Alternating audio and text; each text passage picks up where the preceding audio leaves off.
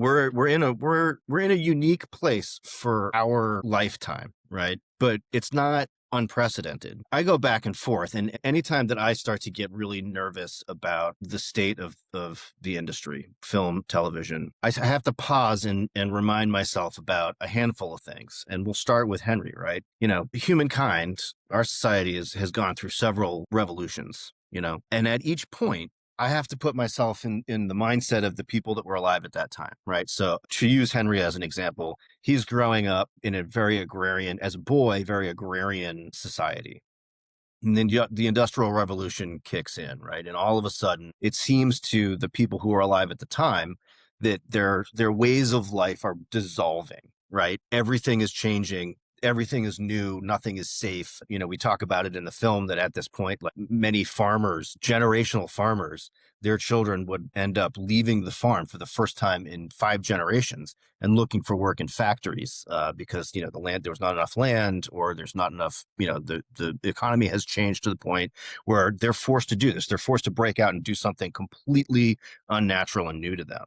And of course, that's got to seem like an absolute crisis at the time. But fast forward 40 years, and all of a sudden, collectively, we're acclimated to the Industrial Revolution, and now we can't live without the train or et cetera.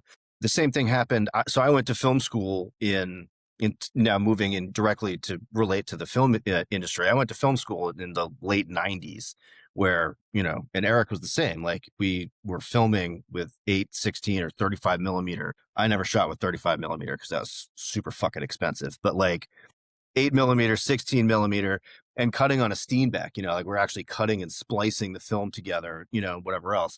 And right about the time that I was leaving film school, the digital sort of revolution was taking place in cameras. And, for me at that time, it was a godsend because, the idea, I wanted to tell stories. I wanted to start making films. I wanted to start telling stories. But coming out of film school, knowing that I couldn't afford film, I couldn't gather the crew together that I needed, et cetera, it was almost impossible for one person to tell a story.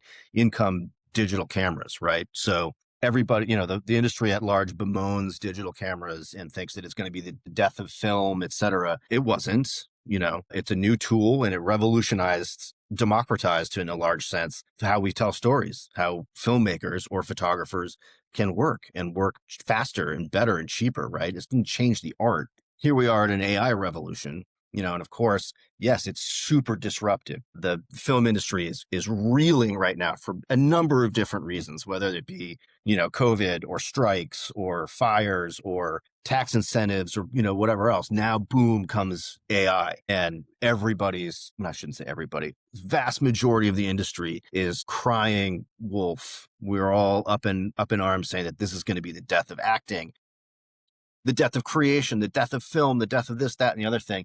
And I disagree. I think I felt that way at first. I was seeing like Nano Banana and these image generating AI models coming out, and the stuff that they could do in 5 minutes. Like, yeah, it will ruin certain professions. Like, I wouldn't want to be a retoucher. It's going to be a challenge for everybody in a creative industry for a while, but then we're going to figure it out, I believe, just like we did in the Industrial Revolution. But the AI, like, we're going to realize that the AI is going to be the new tool to help propel storytelling.